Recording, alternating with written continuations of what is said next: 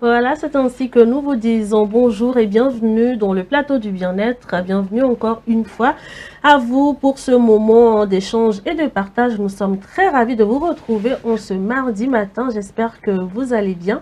En tout cas, on est là pour vous donner de bonnes informations. Pour m'accompagner, bien entendu, Willy Kessinotor, bonjour. Bonjour Blondine, bonjour le plateau. Recevez mes chaleureuses salutations, très chers téléspectateurs. Au lendemain du 6e anniversaire de l'indépendance du Togo, on ne peut que se porter très bien. Voilà, j'espère de même pour vous. Marie, bonjour. Bonjour Blondine, comment tu vas? Je vais bien, merci, et toi? Bon, ça va aussi. Bonjour très chers téléspectateurs. J'espère que nous avons bien passé hier notre journée de l'indépendance et nous souhaitons encore aujourd'hui une très belle journée. Nous sommes là encore pour un tout nouveau numéro aujourd'hui. Alors, Ezekiel. Bonjour à tous. Bonjour. Tu es en bleu, je suis en bleu, je ne comprends pas. Je comprends plus rien. C'est tombé sur toi maintenant. Enfin, on ne peut pas tout comprendre aussi dans la vie. Hein. Bah ouais, c'est ça. J'espère que voilà, nos chers amis se portent bien. J'espère que vous portez très bien au lendemain de cette belle fête nationale qu'on a eu à avoir. Et voilà, on se retrouve pour un nouveau numéro, une nouvelle aventure. Exactement, un nouveau numéro, une nouvelle aventure et on est prêt par ici.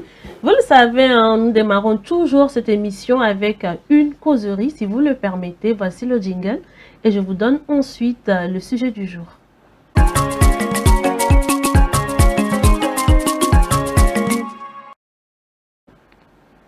Nous restons toujours dans la dynamique du travail, de la prospérité et tout. Pour ce sujet, pour encore parler voilà, du talent. Peut-on réussir sans talent particulier?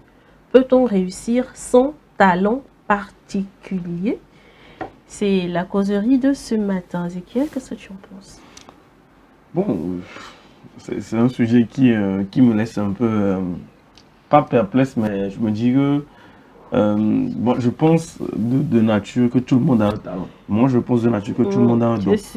Oui, je pense que tout le monde l'a, mais je vais essayer d'expliquer pourquoi parfois on a l'impression que justement on n'a rien comme don, comme talent. Ce qui fait que voilà, on peut justement se poser des questions par rapport à ce thème que tu viens de donner. Alors, déjà, je pense que tout le monde a un don, tout le monde a un talent parce que il y a forcément quelque chose dans lequel ou bien dans laquelle vous excellez aussi. C'est-à-dire que quand on parle d'un truc en particulier, vous savez que ici vous êtes comme un poisson dans l'eau et que vous pouvez vous en sortir peu importe la situation voilà, qui peut se présenter. Maintenant, après, il se trouve aussi que parfois on a un don, un talent sans se retrouver dans le bon environnement ou encore avoir les facteurs qui nous entourent, qui nous permettent justement de pouvoir mettre à profit ce talent-là ou bien exprimer ce talent que nous avons aussi. Ça aussi, ça peut arriver. Et puis, on peut aussi avoir du talent et n'arriver à rien faire. Hein. On peut l'avoir parce que si on ne le cultive pas, qu'on ne l'exploite pas, ben, forcément, le talent, ça s'atrophie. C'est comme un muscle. Hein. Quand vous avez un talent, il faut l'entretenir, il faut performer, il faut justement voilà, travailler sur ça pour que justement ce talent-là puisse voilà, vous amener quelque part. Mais si vous avez du talent, que vous êtes assis et que vous ne faites rien, ben, le talent ne fait pas tout. Quand je prends par exemple, voilà, voilà, je parle du monde sportif parce que c'est le monde que par exemple moi je maîtrise le mieux. Je ne vais pas dire que c'est un talent que j'ai, mais je vais dire que c'est un peu... C'est un talent que tu as. C'est un domaine que je maîtrise un peu mieux. Oui. Il y a souvent ce débat de Messi, Ronaldo, qui les gens disent que bon, que Messi c'est un don naturel et que Cristiano lui il a plutôt beaucoup travaillé pour pouvoir par exemple être au niveau qu'il est. Alors que c'est complètement faux. C'est-à-dire que si par exemple je prends le cas de Messi qui, ok, on sait qu'il a beaucoup de talent, Ronaldo qui en a aussi forcément, mais aussi on prend le cas de Messi où les gens considèrent que voilà, il a un talent inné, il est né avec comme ça et que voilà, c'est Dieu qui donne. Et si c'était assis à ne rien faire, ben je pense pas que la forme physique dans laquelle il est pour pouvoir performer, il aurait. Donc voilà, il y a toujours quelque chose qu'il faut pour accompagner justement le talent et puis pour avancer. Maintenant, à la question même si on peut réussir, si effectivement on semble ne pas avoir de don ou de talent particulier. Moi, je pense que même sans ça, on peut réussir. C'est-à-dire que il y a des choses sur lesquelles on peut travailler ou c'est-à-dire qu'il y a quelque chose que vous aimez vous-même par exemple et qui n'est pas forcément de vos cordes, mais sur lesquels vous pouvez travailler vous former, apprendre des autres qui justement sont déjà dans le domaine, voilà, vous informer tout le temps sur ça, travailler dur. Et je pense que ça va devenir votre talent aussi. Vous pouvez créer votre propre talent sans forcément en avoir ou être né avec. Même si je pense que ça ne fait pas trop de différence si, c'est-à-dire on est avec et si justement on finit pas, on travaille jusqu'à être comparé par exemple au meilleur dans le domaine dans lequel vous excellez. C'est un thème qui est vraiment un peu, je ne veux pas dire que c'est bancal, mais c'est un thème qui est vraiment un peu à prendre avec des pincettes parce que voilà, ça dépend aussi des perceptions de chacun, de chacune. Mais je pense que même si on n'a pas, on semble justement ne pas avoir de talent en particulier, on peut toujours s'en sortir en travaillant, en bossant, en s'informant et puis voilà, en restant concentré sur le domaine qui justement nous fait le plus plaisir. En tout cas, comme quoi, c'est une question de discipline. De discipline aussi, oui. Vraiment discipliné. Oui, parce que pour moi, même avec du talent, si on ne travaille pas, si on n'est pas discipliné, bah, on n'arrive à rien du tout. En tout cas, c'est clair.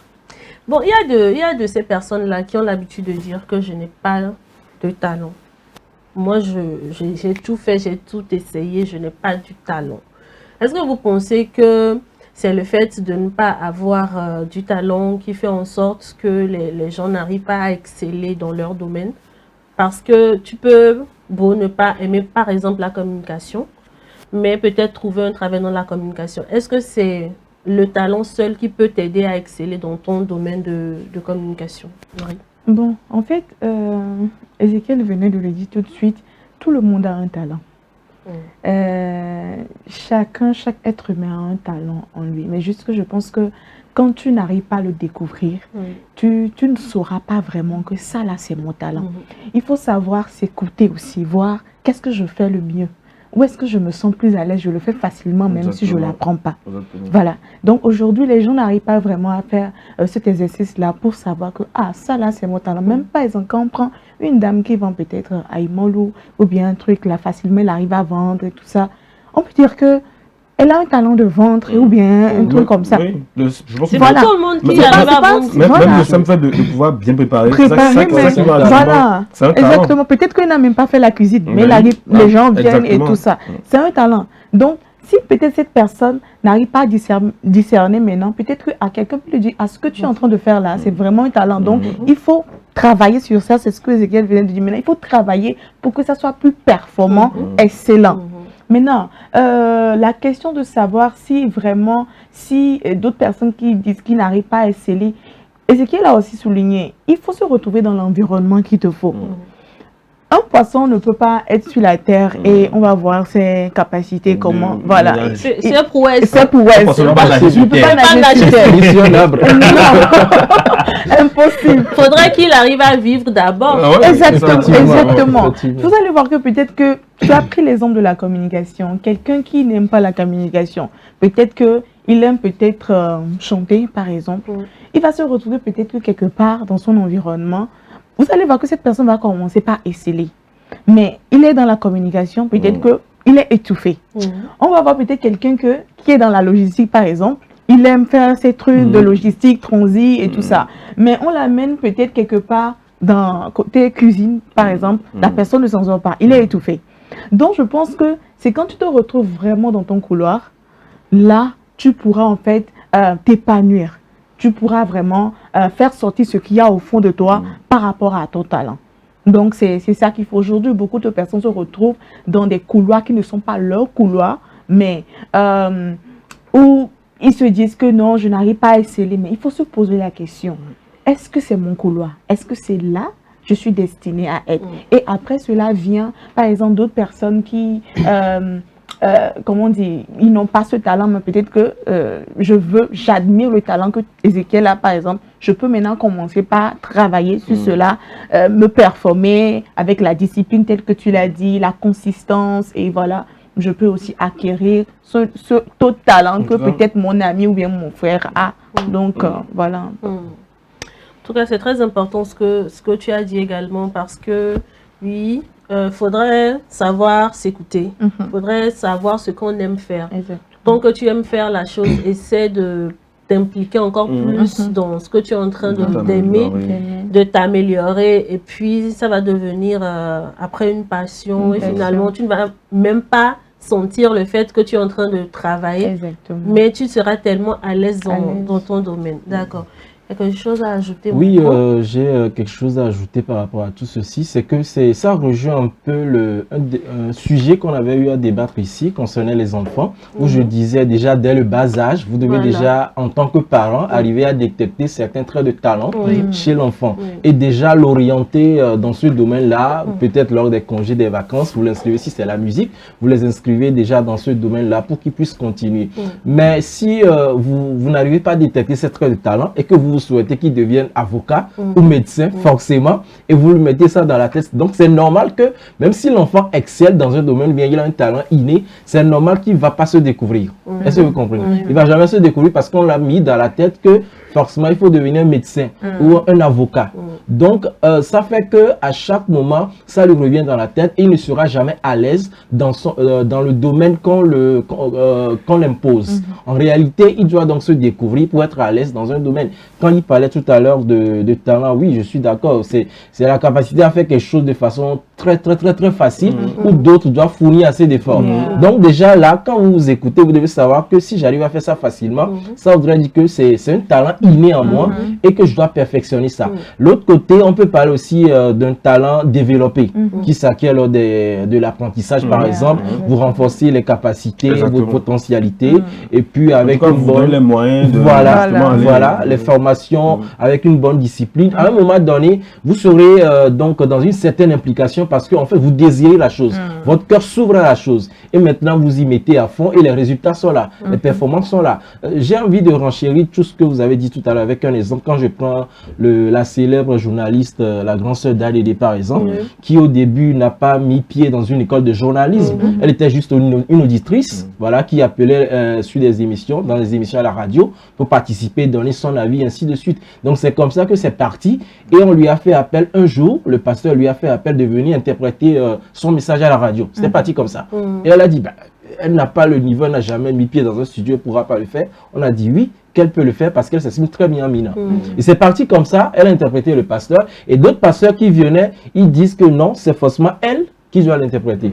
Et c'est parti comme ça. Et après, bon, on l'a prise à Nana FM. Et là, maintenant, les formations ont commencé, proprement dites, en journalisme. Donc aujourd'hui, vous voyez le résultat. Voilà, vous voyez. Donc à un moment donné, elle sait très bien qu'elle est très bien dans ce domaine-là, conseiller, exhorter, guider, orienter. Elle le fait très bien. Maintenant, avec la formation qui est venue donc appuyer cela, ça a révélé en fait sa vraie personnalité. Et puis donc ça évolue normalement. Donc aujourd'hui, il faudrait juste, c'est quand même une question de responsabilité hein, jusqu'à la base, même l'éducation, les parents partout, de pouvoir arriver à détecter cela maintenant, accompagner les enfants, accompagner d'autres personnes.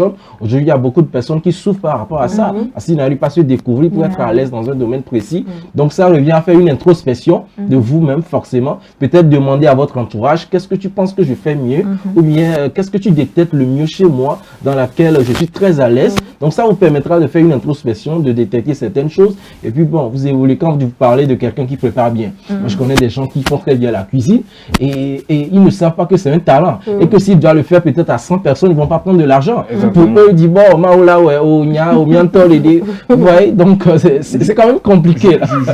Justement, si tu étais un joueur de foot, tu serais un très bon passeur d'idées parce que je voulais parler du fait que parfois on confonde, c'est-à-dire que le fait qu'on ait une conversation financière au talent qu'on a, qui fait que on se dit que, bon, oui, j'ai un talent, mais comme ça me rapporte rien, bon. Ça me rapporte comme argent ou bien comme gain financier, bon, qu'est-ce que je vais en faire en réalité. Alors qu'il n'y a pas que ça dans la vie. C'est-à-dire que parfois, la satisfaction personnelle que vous avez de ce que vous réalisez aussi vous met en niveau. Moi, je connais des artistes qui sont très talentueux, qui ne gagnent pas forcément leur vie de ça, mais qui trouvent une satisfaction profonde en continuant de peindre des tableaux magnifiques d'ailleurs tous les jours. Donc, je pense qu'il faut aussi qu'on puisse essayer de détacher aussi la conversation financière un peu du talent qu'on a et qu'on pratique. Pratiquez-le d'abord pour vous. Parfois, oui, c'est-à-dire que ça, il en découle beaucoup de biens, que ce soit financier, etc. Mais la première satisfaction que l'homme doit tirer de son talent, c'est celle qui est personnelle à lui-même. Donc, je pense que il faut aussi qu'on enlève un peu ce mythe-là du fait que si vous avez un talent, bon, ça doit forcément vous rapporter de l'argent. Ça ne va pas forcément vous rapporter de l'argent. Ça peut vous rapporter aussi autre chose que forcément de l'argent. Mais oui, moi je pense que ça aussi, parfois, ça crée la confusion chez les gens. Et les gens, parfois, ça donne à laisser tomber, par exemple, des talents qui sont voilà, très, très, très, très précieux aussi. Et puis oui, si vous pouvez en tirer quelque chose, essayez, bien évidemment. Bien On sûr, ne vous demande pas sûr. de ne pas essayer d'exploiter votre talent au maximum. Mais ce que je dis, c'est de ne pas forcément chercher d'abord la compensation financière, chercher la satisfaction personnelle et la compensation financière va suivre forcément. D'où la découverte de soi. Exactement. Et je voulais juste appuyer ce que Ezekiel venait de dire. Par rapport à la satisfaction personnelle, des fois, il y a cette question-là qu'on doit se poser. Si, par exemple, on t'invitait, par exemple, on t'offrait un travail, et si, par exemple, on ne me payait pas, est-ce que je serais toujours content à aller tous les jours à le faire? Des fois, ça arrive comme ça.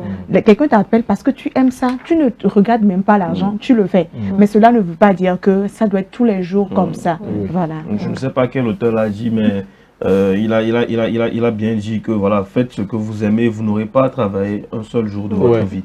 Donc voilà, je pense que ça coïncide un peu aussi avec voilà, ce thème dont on a débattu voilà, tout à l'heure. En tout cas, les choses ont été dites. Hein. Je pense que l'essentiel quand même, c'est en premier lieu, comme ils l'ont dit, de découvrir son talent. Parce qu'il y a des gens qui ont des talents cachés. Je pense que c'est William qui l'a dit ici, c'est à vous approcher de vos proches pour leur demander en quoi est-ce que j'excelle le mieux. Bah, faites-le pour découvrir votre talent. C'est également très important de pouvoir connaître le talent des enfants dès le bas âge, histoire de leur permettre de mieux avancer dans la vie. Parce que quand tu fais ce que tu aimes, c'est tellement facile, tu le fais tellement bien. Il y a Ezekiel aussi qui a touché un point très important. Il ne suffit pas de découvrir son talent, de l'avoir et de se dire oui, j'ai le talent et de s'asseoir dessus. Non. Il faudrait tout le temps travailler, redécouvrir d'autres choses concernant son talent, prospérer et pouvoir être très, très, très à l'aise avec ce talent-là qu'on a. Et je pense que pour conclure, Marie aussi a touché un point essentiel, ne pas se dire qu'on n'a pas de talent. Même si tu n'as pas un talent en tant que tel, même si tout le monde a un talent en réalité, même si tu trouves que tu n'as pas un talent, essaie quand même d'intégrer un domaine, d'essayer d'apprendre. Et tout simplement, tu auras voilà, cette passion-là pour ce travail que tu es en train de faire et qui peut-être, qui sait, sera très bien rémunéré d'ailleurs que celui qui a le talent et qui est dans une entreprise qui n'arrive pas à joindre les deux bouts. Donc, essayons de relativiser un tout petit peu, essayons d'être très disciplinés en ce qui concerne le talent qu'on a. Et je pense que tout ira tout simplement pour le mieux pour tous. Si tu permets, la citation était de Confucius. Donc, voilà. D'accord. Ah ouais, c'est important. Voilà. C'est la citation, il faut ajouter les auteurs. Il faut que l'auteur y soit aussi. Ah ouais. Effectivement. Eh bien voilà, c'est donc tout pour la causerie de ce matin. Nous allons marquer une pause et retrouver Willy dans Génie Imhotep.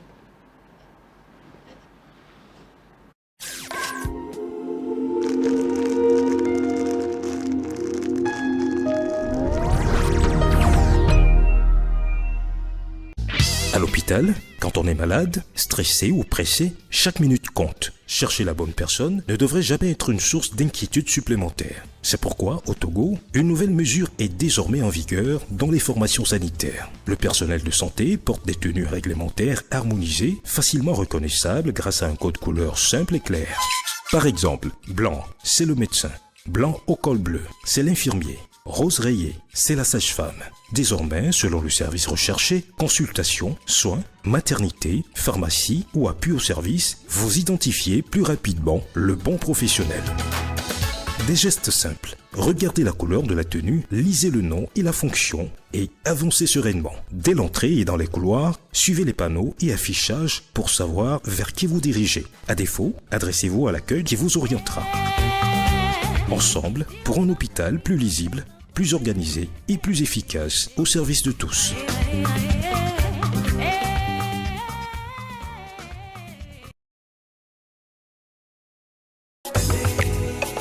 M-Afrique, Association internationale des médecins pour la promotion de la santé en Afrique, première ONG internationale d'origine africaine spécialisée dans les actions médico-chirurgicales humanitaires. M-Afrique, c'est la promotion de la santé et l'éducation pour tous en Afrique. M-Afrique est membre du Conseil économique, social et culturel de l'Union africaine, le COSOC UEA, également accrédité à l'ECOSOC ONU. Les médecins de M-Afrique, présents en Afrique et en Occident, réalisent chaque année plus de 2500 opérations chirurgicales et 25 000 consultations médicales spécialisées gratuites en zone rurale et périurbaine en Afrique. M-Afrique, c'est la formation continue des acteurs de la santé, la recherche, les missions médico-chirurgicales humanitaires foraines gratuites, la lutte contre les maladies transmissibles et non transmissibles, la promotion de l'éducation pour la santé, le développement communautaire.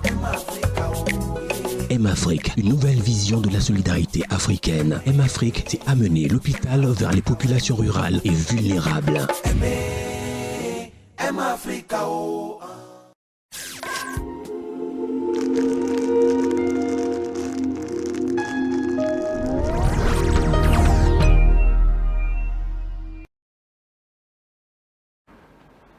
Voilà, donc de retour à Willy, on parle du championnat qui a démarré. Je pense qu'on en a longuement parlé le vendredi dans cette émission. Vendredi dernier. Oui. Et donc, le samedi, c'était la phase inspectorale, comme je le disais, dans toutes les préfectures du Togo.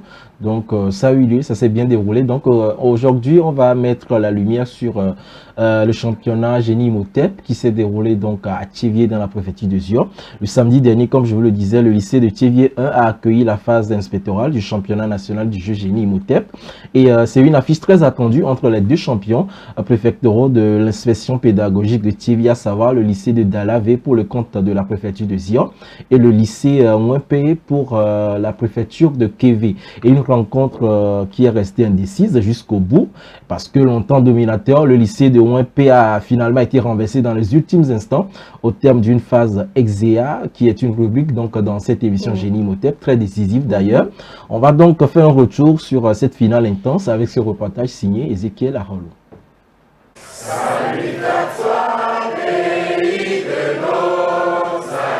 Debout, regard tourné vers le drapeau, les voix s'élèvent à l'unisson sur l'hymne national.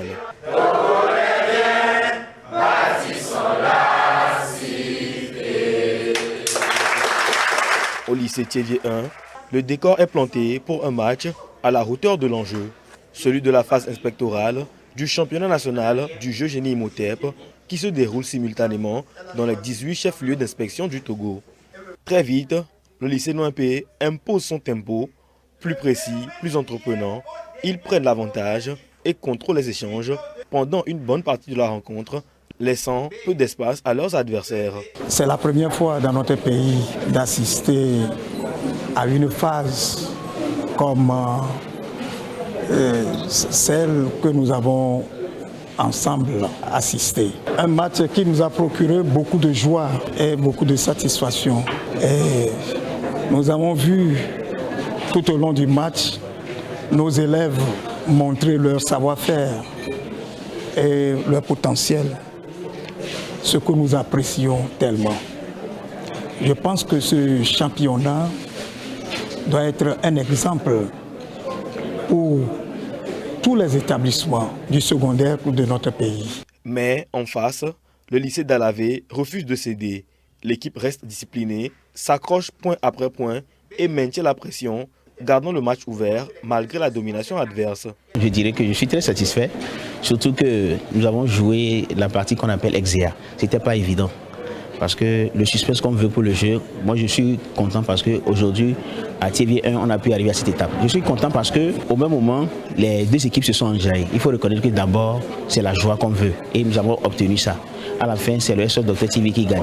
Le tournant intervient dans la phase Exea. Dans cette prolongation décisive, Dalavé change le rythme, se montre plus efficace et parvient à renverser la tendance dans les derniers instants. Score final, 420 pour Dalavé contre 400 pour le lycée Mouempé.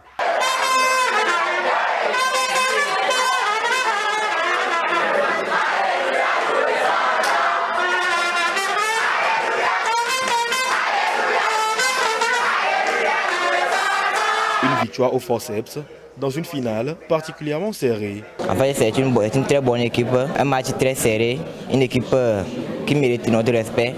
Ils ont tout donné, merci à eux. Et je souhaite qu'ils remportent la phase régionale et aller à la phase championnat. Nous sommes très contents pour tout dire. La préparation était très rude, même malgré les intempéries. Avec l'aide des encadreurs, tout l'établissement, les censeurs, le proviseur, nos camarades aussi, nous sommes arrivés ici.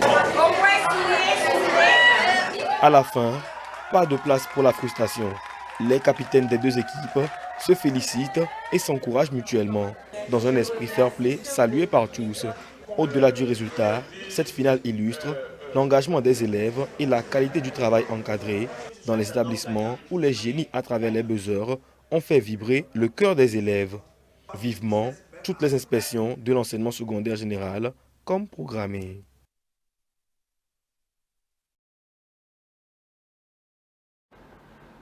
Voilà les instants forts de ce match de samedi dernier pour la phase inspectorale. Ezekiel, tu y étais, franchement, avec ce que tu disais en heure, c'est quand même du lourd. Ouais, ça fait vraiment froid au dos parce que... Franchement, on a assisté à un match exceptionnel, c'est-à-dire que c'est... voilà, moi en tout cas la remontée que j'ai vue le samedi de ce côté-là, je ne l'ai pas encore vu même dans l'émission principale qu'on passe avec, ça promet donc. Avec la femme du match, on dit souvent l'homme du match, mais c'était la femme du match. Qui a dans la rubrique réanimation, si je ne me trompe pas. Là où il y a 26 questions. 26 questions qui a pris, je pense qu'elle a pris 240 points à elle seule pour son équipe sur cette phase-là. C'est ce qui a permis d'ailleurs au lycée d'Alavé de pouvoir partir à la phase des airs parce qu'elle avait réduit l'écart jusqu'à moins de 30 points, je pense. C'est un bon écart et donc il fallait tirer. Donc le tirage, justement, a envoyé les deux équipes en Exea où... on peut le dire, le lycée d'Alavé a détruit complètement le lycée Nongoué. Mais c'était un match très intéressant, palpitant, électrique, animé, rythmé de bout en bout. Et voilà, moi, je pense que c'est aussi le lieu d'encourager les encadreurs qui font un excellent boulot.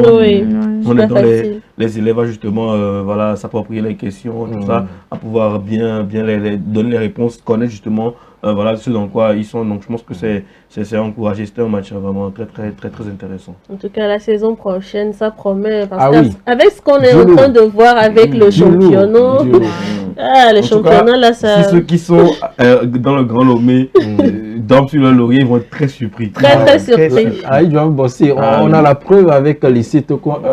Lors du lancement à Zébevi. C'était quand même quelque chose. Eux-mêmes, ils étaient surpris. Ils ont dit, Zébevi aussi. Donc, c'est pas une affaire de nom et de taille, mais c'est... Ce n'est pas une affaire seulement de région, bien sûr, de capitale ou de ville. Bien sûr. Il faut être vraiment sur le bloc pour savoir qui pèse plus que l'autre. Exactement. Voilà qui met fin donc à cette rubrique Génie Imhotep, consacrée surtout à cette phase inspectorale qui s'est déroulée samedi dernier sur toute l'étendue du territoire national. Vous restez toujours avec nous parce que vendredi, on reviendra toujours dans cette rubrique Génie Imhotep pour annoncer donc les couleurs de la suite et naturellement l'émission qui doit avoir lieu ce samedi pour le compte de la deuxième saison qui continue toujours d'ailleurs de l'émission Génie Imhotep sur SOS.Talk TV. Voilà.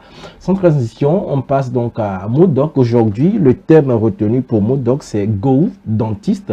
Voilà, Go Dentiste. Si vous nous suivez pour la première fois, Modoc, c'est une série dénommée Centre Médical, voilà, qui raconte un peu les aventures, comment ça se passe donc à l'hôpital, ce qu'il faut interdire, comment il faut sensibiliser, quelle démarche il faut suivre normalement. Donc, ça a été regroupé en 104 épisodes qu'on est en train de découvrir depuis un bon moment déjà dans cette émission. Vous allez suivre les Modoc, le thème Go Dentiste et on revient juste après.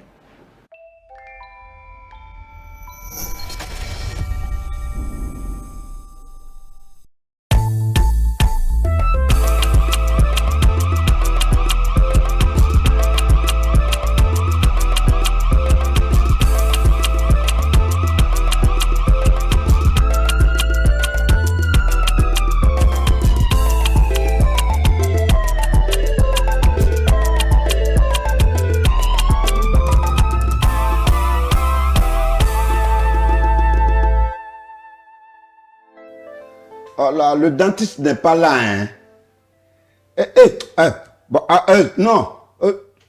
Oui, le dentiste est là. Il est là. Mais il s'apprête à partir. Donc, il faut venir maintenant. Je vais le retenir. D'accord. Mais, Go, j'ai écouté toute ta communication là. Toi-même, tu sais que le dentiste est en congé. Dao, le dentiste est en congé, c'est pas toute la clinique qui est en congé.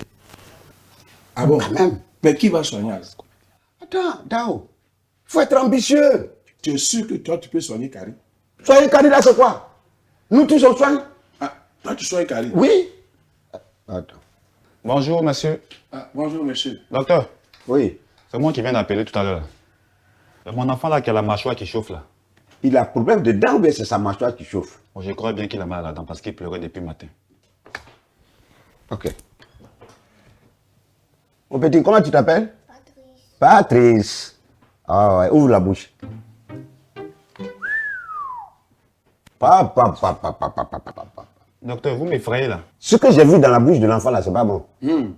J'ai dit, la dent qui est à côté ici là, comment on appelle ça? La dernière dent là. Au bout là. C'est pas mollet? Voilà, un truc comme ça là.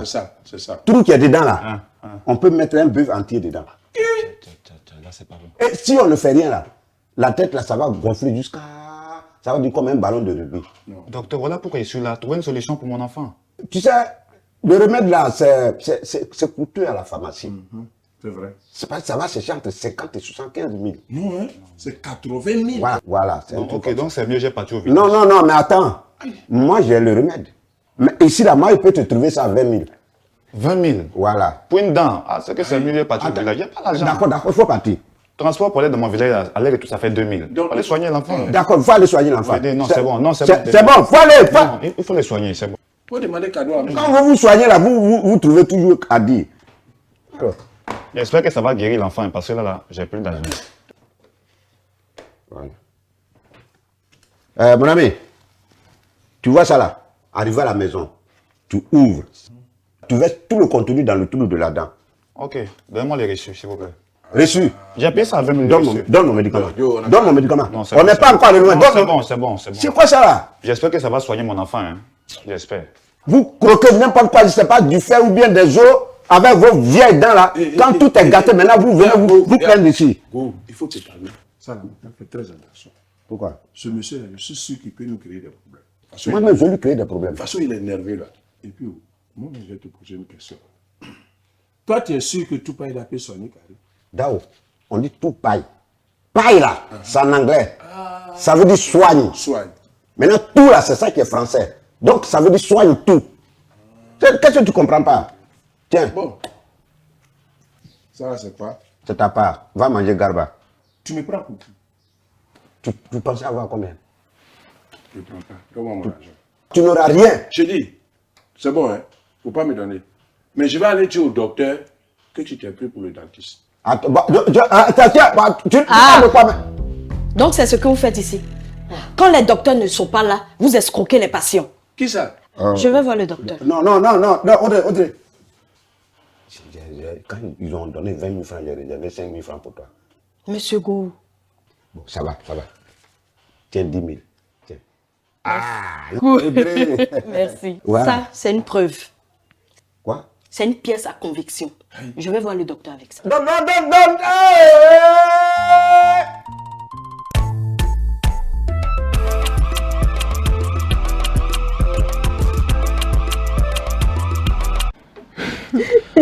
Voilà, j'ai failli manquer de mots, je ne sais plus quoi dire. Ben, c'est pourquoi il faut aussi suivre cette émission, hein, parce qu'il faut savoir à qui s'adresser. Je pense qu'on en a parlé dans ta rubrique, il faut savoir à qui s'adresser à l'hôpital. Sinon, vous tombez sur les gens comme Boubou et Dao, c'est mort pour vous. Ah ouais, juste pour un petit médicament, on soigne tout. Ouais, soigne tout. Quand tu dis petit, on dit on soigne tout. Et puis c'est en anglais aussi. Ah oui. Il me cherche que il dit le trou. C'est vraiment fort. Donc, c'est le mot donc avec le thème Go Dentiste que vous venez donc de suivre. On poursuit quand même notre émission pour parler cette fois-ci de l'eau, tout simplement. L'eau, c'est la vie. On va parler de l'eau de forage, l'eau de puits et l'eau minérale, laquelle est la plus sûre. Voilà, on va en parler dans notre rubrique Santé Environnement juste après.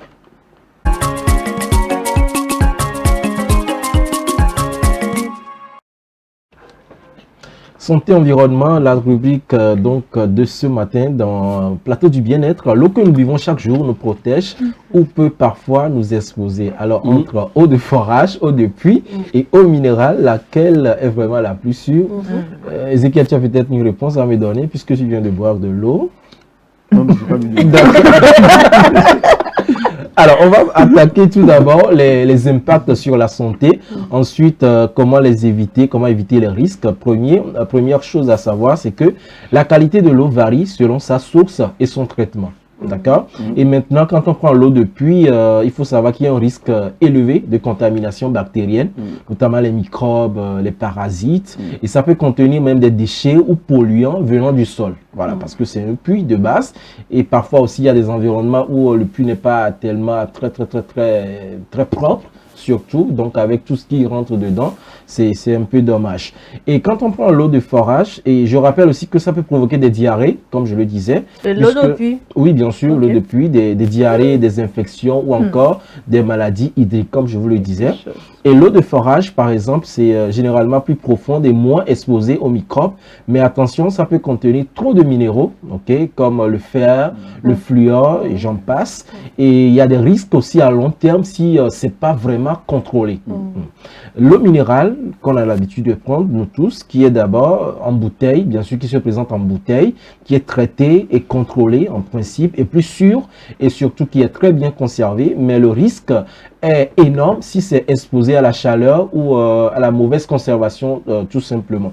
Et le message clé qu'il faut retenir donc de tous ces trois eaux que je viens de citer, c'est qu'aucune eau n'est sûre à 100% sans contrôle ou bonne pratique. Monsieur, vous voyez. C'est pour cela que j'ai parlé de ça, dépend en fait de la source et son traitement. Alors là, à l'écran, vous allez voir que c'est des bouteilles d'eau minérale qui sont exposées donc au soleil et à la chaleur. Donc naturellement, c'est pas bon pour l'organisme. Maintenant, comment éviter ces risques-là? Tout d'abord, il faut traiter l'eau de puits. Faites bouillir ou soit désinfecter avant de boire, carrément faire une analyse de l'eau de forage, surtout avant de boire aussi, et conserver l'eau minérale à l'abri du soleil, de la chaleur, comme je l'ai dit tout à l'heure, ne pas laisser ça sous le soleil ou sous la chaleur par exemple, ou l'environnement ou bien la température pardon, n'est pas donc adéquate pour l'eau, c'est pas bon pour l'organisme aussi, et utiliser des récipients propres et bien fermé. Et la bonne pratique simple que je peux partager avec vous, chers téléspectateurs, c'est que si vous avez un doute sur l'eau, traitez-la avant de la consommer, tout simplement. Comme je l'ai dit tout à l'heure, soit vous la faites bouillir, désinfecter, ou il y en a même qui vont jusqu'à filtrer cela pour être sûr que l'eau est quand même propre et que ça peut être bu sans aucun souci. Et en conclusion, il faudra juste dire que boire de l'eau, c'est vital, d'accord, mais boire une eau sûre, c'est aussi protéger sa santé chaque jour. Donc, c'est ce qui résume notre rubrique de ce jour, consacrée donc à l'eau de forage, l'eau de puits et l'eau minérale, laquelle est la plus sûre. Je pense que désormais, vous avez donc la réponse et vous savez les précautions, bien les dispositions à prendre par rapport donc à ce type d'eau avant donc de pouvoir les boire. Voilà. Merci beaucoup. J'aimerais saluer nos amis qui pensent que l'eau qui sort de leur cuisine est plus propre que celle qui sort des toilettes. L'eau c'est l'eau. De leur toilette. Donc n'oubliez pas que la source est la même. Non, on ne va pas prendre l'eau là dans les toilettes. Vous savez, ça fait partie de l'environnement des toilettes. Oui, il y a ça aussi. C'est pas faux, mais généralement les gens pensent que la même source. Les gens pensent que l'eau qui sort de la cuisine est plus propre que celle qui sort de la toilette. C'est psychologique. Si vous savez que vous avez des toilettes en griffe pas trop grosses, justement, donc c'est normal que psychologiquement. Et aussi, ça fait pas trop, tu rentres dans ta douche et puis tu prends l'eau et puis tu bois. Mais en même temps, l'eau que vous prenez du lavabo pour vous brosser, c'est la même. Mais on avale ça. Tu es moins sûr de ça que tu es. Donc tu es moins sûr de ça que au niveau du lavabo se trouve. C'est pas dans la chambre, c'est dans les chambres. Est-ce qu'elle sait si c'est la qualité qu'elle a avalée qui est ressortie? Question. Ah, mon ami. Question. Tu ne peux pas être autant sûr, mais c'est juste pour dire que, l'eau qui est dans le toilette, c'est pas de l'eau dégoûtante, c'est plus l'environnement qui parfois freine à aller prendre de l'eau de là et boire en réalité. Mais vous ne courez pas grand risque en vous brossant avec ou par exemple en vous débarbouillant avec. Donc c'était juste pour rire un peu en même temps, mais pour dire aux gens que voilà, c'est la même qualité d'eau dans les deux environnements. Et surtout pour les nouveaux-nés, vous allez voir qu'ils prennent toujours de l'eau minérale, qui est toujours conseillée dès qu'un enfant naît pour être vraiment à l'abri des vers, des problèmes. Tant que c'est conservé, bien conservé. Maintenant, et l'eau en sachet. L'eau en sachet, c'est de l'eau minérale. comme Inema Pure Water, c'est de l'eau minérale. Je pense que oui, elle en parle parce que c'est l'eau la plus exposée aussi à la chaleur, tout ça qui n'est pas très bien conservé. Effectivement. C'est pour ça qu'elle en parle justement. Je pense que c'est les méthodes de conservation qui ne sont pas bonnes. Donc c'est pour cela que j'ai précisé dedans, ne pas donc laisser cela au soleil, sous la chaleur.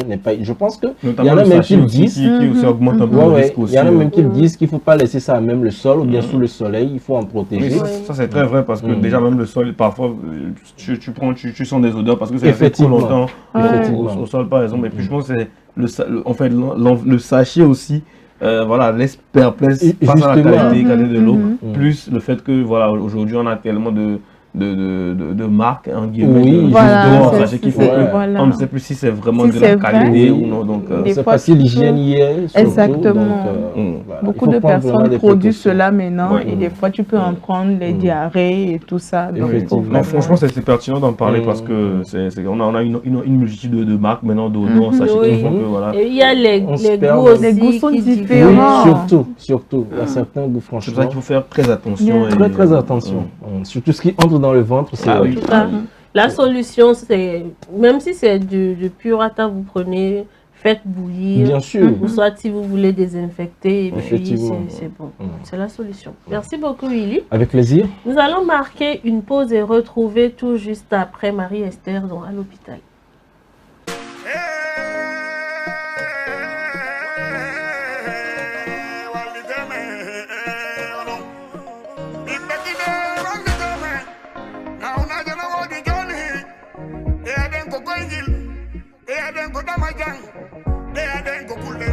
Elles sont négligées. Les maladies tropicales négligées. Il faut pas les négliger. Les maladies tropicales négligées.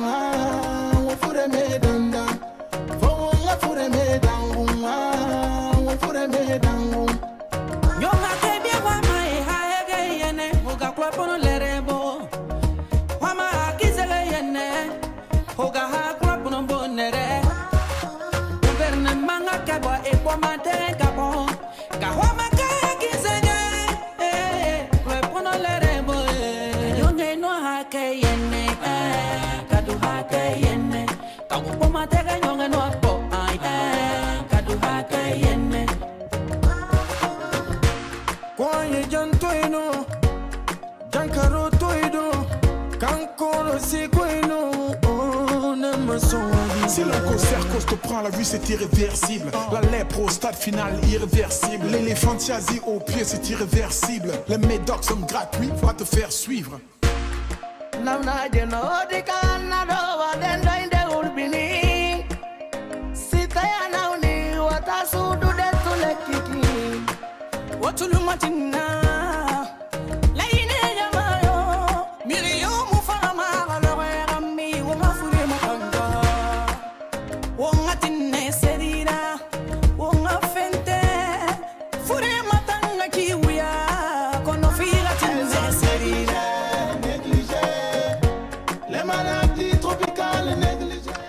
Voilà, nous sommes donc de retour dans cette émission. Merci à vous qui êtes restés en notre compagnie depuis le début de cette émission et qui poursuivez d'ailleurs l'aventure de ce matin avec nous. Je vous le disais, nous allons y aller avec à l'hôpital et aujourd'hui on parle de l'assurance médicale. À tout de suite.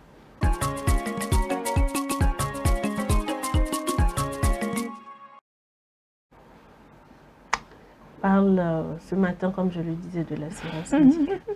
Dis-nous tout. Ok. Parce qu'aujourd'hui, majoritairement, les gens sont assurés. Exactement. Mais on ne comprend pas vraiment ce que c'est que l'assurance médicale. Donc, il faut savoir ce que c'est, comprendre son rôle et son importance. Quand on arrive dans les hôpitaux aujourd'hui, on te demande, tu es assuré, tu as ta carte d'assurance, quel est le type d'assurance que tu as il faut vraiment qu'on comprenne cela. Alors nous allons d'abord définir ce que c'est que l'assurance médicale. Nous devons comprendre que c'est un système de protection dans lequel une personne verse une cotisation régulière, mensuelle ou annuelle, afin de bénéficier d'une prise en charge partielle ou totale de ses dépenses de santé en cas de maladie. Donc, nous devons comprendre que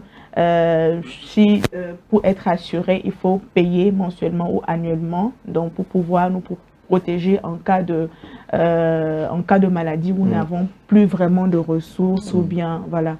Donc, elle permet de réduire les coûts des soins, de faciliter l'accès aux services de santé et de protéger les populations contre les dépenses imprévues. Et au Togo, dans notre pays, ce système s'inscrit aujourd'hui dans la dynamique de l'assurance maladie AMU, universelle AMU, mise en place par l'État pour garantir un accès équitable aux soins pour tous. Alors, pourquoi souscrire à une assurance médicale? Nous devons savoir que des fois, il y a des imprévus qui arrivent. La maladie, cela ne prévient pas. Donc, cela nous aide vraiment à réduire les dépenses de santé. Et elle couvre tout. Des fois, ça dépend du type d'assurance que tu as et une partie aussi. Donc, des fois, elle couvre la consultation, des examens, des médicaments, des hospitalisations, des interventions chirurgicales. Également, il y a un accès plus rapide aux soins. Quand tu es assuré, il y a un accès plus rapide aux soins. Également, cela nous aide à protéger nos finances. Également, cela sécurise les personnes qui sont à faible revenu. Surtout, je pense que surtout parce que vraiment, parfois vous arrivez dans un petit souci de santé et vous vous retrouvez avec des dépenses exorbitantes alors que vous n'avez pas forcément les sous de vous en sortir. Ça aide vraiment justement à pouvoir voilà, en tout cas s'occuper au moins du moindre et après voir. Exactement. Et aujourd'hui, nous avons AMU, INAM qui sont là. Donc, quels sont les types d'assurance médicale que nous avons? Il y a l'assurance maladie obligatoire qui est publique. Exemple, au Togo, nous prenons l'Institut national d'assurance maladie, l'INAM. Il y a la Caisse nationale de sécurité sociale, la CNSS, et puis le régime des fonctionnaires. Elle couvre généralement également une partie des consultations, les médicaments, des hospitalisations. Il y a aussi l'assurance privée. Alors, quand on parle d'assurance privée, on fait référence à des compagnies d'assurance. Certains types d'assurance qui sont proposés par des compagnies d'assurance. Et elles offrent des taux de remboursement plus élevés, un accès élargi aux cliniques privées. Des services supplémentaires, évacuation sanitaire sont spécialisés. Nous avons aussi les mutuelles de santé. Ça, c'est très répandu dans les pays africains. Et il y a l'organisation communautaire, les cotisations faibles et l'ouverture de base, consultation, médicaments, maternité. Et cela vraiment permet aux populations à revenus modestes, comme tu le disais tout de suite, d'avoir une protection minimale. Donc, c'est un peu ça ce que nous devons comprendre pour cette première partie. La prochaine rubrique, pour la deuxième partie, nous parlerons du mode de fonctionnement. Comment fonctionne l'assurance médicale. Donc, voilà un peu. En tout cas, c'est très intéressant d'en parler parce que beaucoup déjà ne trouvent pas d'utilité à souscrire à une assurance maladie, alors que c'est très utile, ça aide beaucoup. Et aussi, des gens ne le font pas parce que surtout ils ne sont pas informés. Ils ne savent pas c'est quoi justement, comment ça fonctionne. Ils se disent, ah, c'est de l'arnaque, comme tu dis, parce qu'on pense que tu t'es arnaque. Et on se dit, bon, si je ne tombe pas malade, mais il y a de comment est-ce que... C'est ça, alors que tu peux arriver à tout. Ça aide beaucoup. Et si les téléspectateurs se posent ces questions, rendez-vous le mardi prochain dans cette émission pour comprendre le mode de fonctionnement de l'assurance médicale. Merci beaucoup Marie. Et je pense d'ailleurs que c'est ce qui met un terme à cette émission de ce matin. J'aimerais vous dire un sincère merci à vous qui êtes restés en notre compagnie. Merci également à toute l'équipe qui m'a accompagné de ce côté. Et également un merci à nos chers techniciens. On se donne donc rendez-vous demain matin pour un tout nouveau numéro de cette émission avec de nouvelles rubriques bien entendu. À demain.